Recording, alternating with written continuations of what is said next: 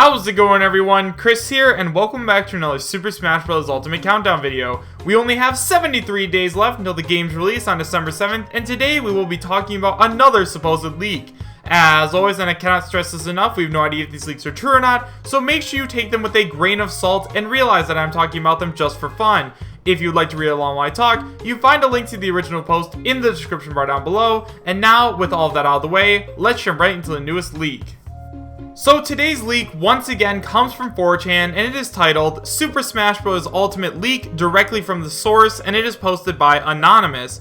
It starts by saying, the first thing that I want to address before we get started is that yes, this is a text post and you have every right not to believe what I have to say. I understand there are very negative feelings towards text posts without any proof, but you guys need to understand how risky and difficult it is to take pictures or video. A little bit of background information before I tell you guys what I need to say.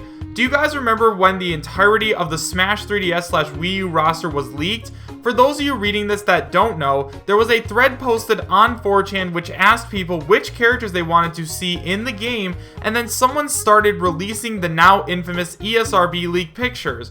Well, they ended up catching the guy, and not only was he sued, but he was also thrown in prison. So I need you guys to understand not only how difficult it is for anyone, except for the higher-ups, to get anywhere near the game, but that being said, someone, not going to say who it is for their safety and mine, has been feeding information to myself and a few others, so I am here to talk to you guys about it. I need to make one thing clear before I start. I have a list of things that have been told to me, so while these characters are all confirmed, I have no idea if we will be getting more characters, stages, items, etc. than the ones on this list.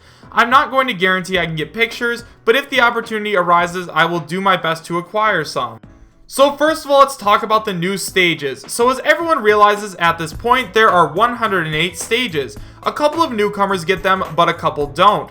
First of all, we have a stage called Smash History. This one is actually one of my favorites. In terms of what it is, it's the Mario Maker stage, but instead of switching between the different games, it switches between each of the consoles Smash has been on: Nintendo 64, GameCube, Wii, 3DS, Wii U, and Switch. Then we have Overworld from Minecraft. So yeah, there is Minecraft representation in Smash, but we will get more into that later. Then we have Forest Maze from Super Mario RPG. So for those of you guys that don't know, every third-party character gets at least one stage. I bet you know whose this is. Then we have Pokefloats 2, updated with new Pokemon and made so it works with Stage Morph. And then finally we have Insanity Beach from Crash Bandicoot. I know a lot of you guys are excited about this one.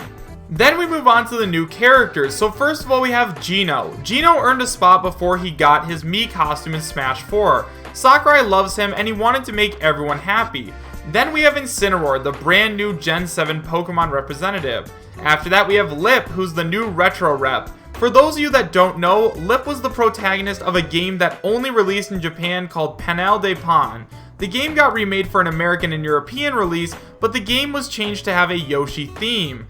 After her, we have Bandana Waddle Dee, who was highly requested in Japan in the Smash Ballad. People in Japan love him. Then we have Skull Kid, so Sakurai decided that Zelda needed a new rep outside of the three that used the Triforce, and Sakurai really likes Skull Kid. Then we have Crash Bandicoot, and this one might come as a surprise to you all, but Sakurai decided he wanted to try and strike a deal to get him into Smash. He didn't think he was going to be able to, but the negotiations went well, and now we have him. And then finally, the last newcomer is Steve from Minecraft. Sakurai originally wasn't going to add Steve, but he recognizes how popular and influential he is, and he really wanted to make him a unique moveset. After that, we move on to the new Echo Fighters. So first of all, we have Ken. Do I even have to go into detail as to why he is in? I will say, however, that I cannot confirm or deny the validity of the picture that has recently leaked, as I have not seen him myself. Then we have Shadow. Sakurai really struggled with this one because he thought Shadow would work better as a semi-clone. However, when it came to start development, he made a few changes to Shadow, but he isn't different enough to consider him a semi-clone. Then we have Impa. I feel like a lot of people won't get this, so let me explain. Impa is an Echo Fighter for Sheik, and she is going to be based off of her Ocarina of Time design. She was the one who taught Zelda how to fight as Sheik, so obviously she could be an Echo Fighter for her. Then we have Octoling. I haven't seen them, but I heard it took almost no work to make these guys. They are no different at all from the Inklings, except they have different hair, different ink colors, and the squid was changed to an octopus. And finally, we have Medusa, Echo Fighter for Palutena. She's basically Palutena but evil. She is a little different, but they have basically all the same moves, but Medusa has different animations. After that, there are a couple other points I need to address. First of all, in terms of DLC. Yes, DLC is coming, but as of now, no one besides the higher-ups know what it is. Apparently, the higher-ups have started working on it because at this point, the base game is done, and all that is left to do is testing and deal with some minor tech issues. Rumor has it the first DLC character is going to be announced similar to how Mewtwo was announced in Smash 4, and you will get it for free if you have the game and Nintendo Switch Online. After that, the leaker talks about the demo. I know a lot of people are extremely vocal about this not happening, but of course there is a demo coming. The most common argument people present as to why it won't happen is because there is the possibility of the full game being data mined. While that is a possibility, everything is going to be shown off before the game is released, and therefore not only will there not be anything to data mine, but they are also working on a special demo which won't have anything for people to look through. Also, the only way you can get the demo is if you are a Nintendo Switch Online member, so I recommend just getting it already. Anyways, sorry for the long post, but I wanted to share this information with you. After reading all of this, if you don't believe me, that is okay. Everything is going to be revealed sooner than you think. I would have liked to included pictures, but unfortunately I don't have access to them, and even if I did, I wouldn't jeopardize the rest of my life just so you guys could know which characters are in before release.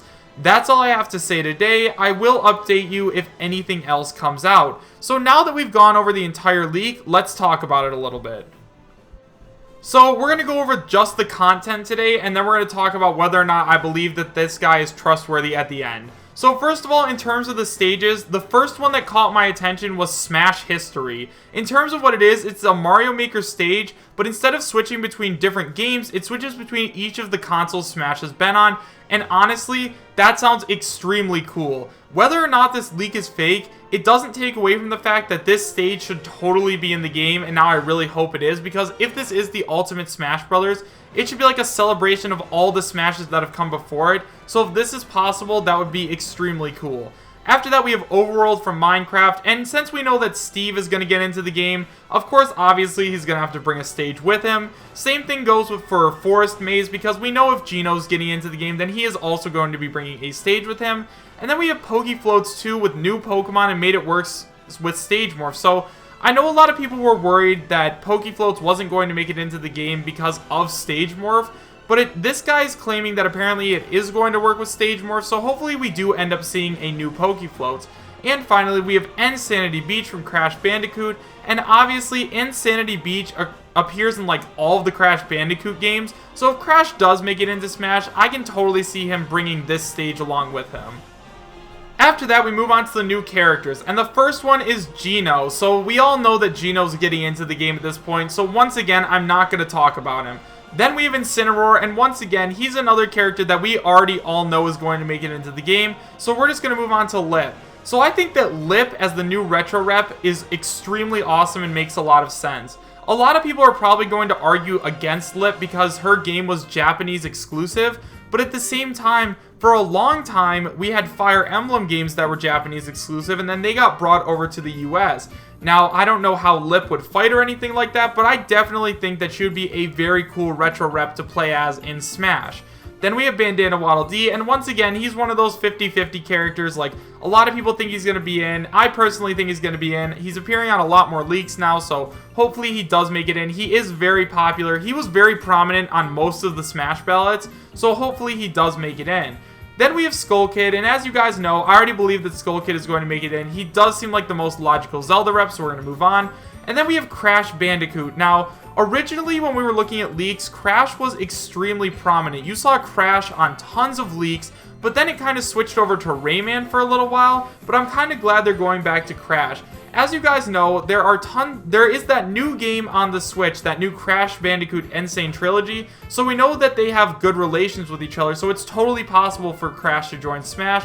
And then finally, we have Steve from Minecraft, and a lot of people are saying that Steve is going to make it into the game or get some kind of Minecraft representation in Smash, but honestly, I could see him being a playable character. I know there's an argument that, like, he doesn't move very well or anything like that, but the same argument could be made for a character like Mr. Game & Watch. Like, he didn't move very well in his own games, and yet he's super unique and super fun in Smash.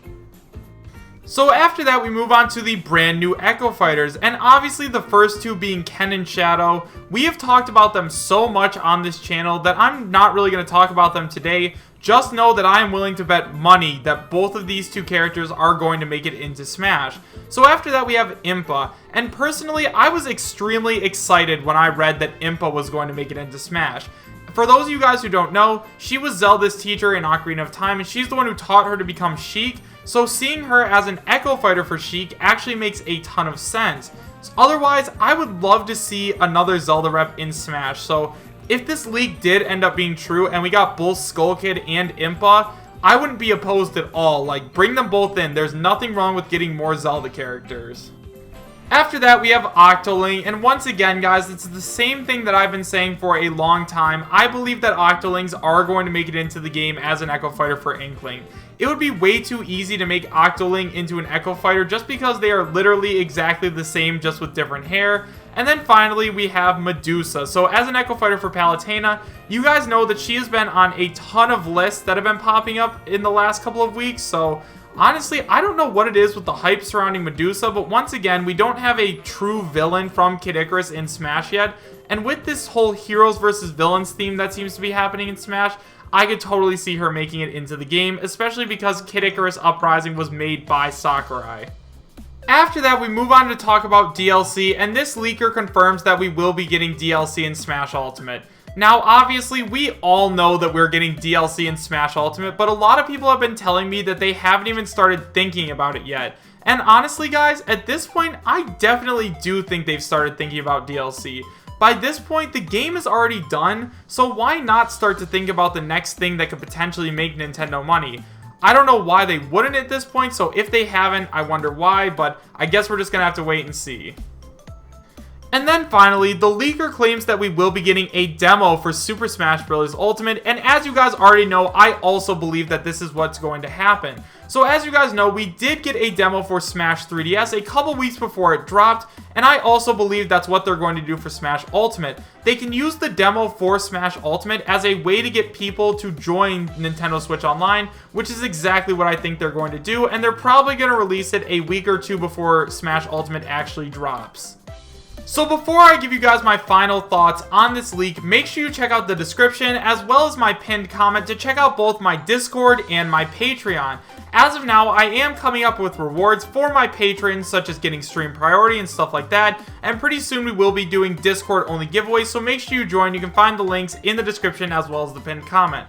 So now, overall, do I believe that this leak is real? I'm going to give it a strong possible. So for one thing, the reason that I'm doubting that this leak is real is because it is a text leak. There's no pictures and there's no videos. There's really no proof for this, so as of now, I'm going to say I don't know. But at the same time, this leak makes a lot of sense. There's a lot of really great stages and characters and stuff like that. And honestly, if this leak was true, that would make this the ultimate Smash Brothers. But let me know what you guys think about this leak in the comment section down below. Do you believe it's real? And would you be happy if it was? Why or why not?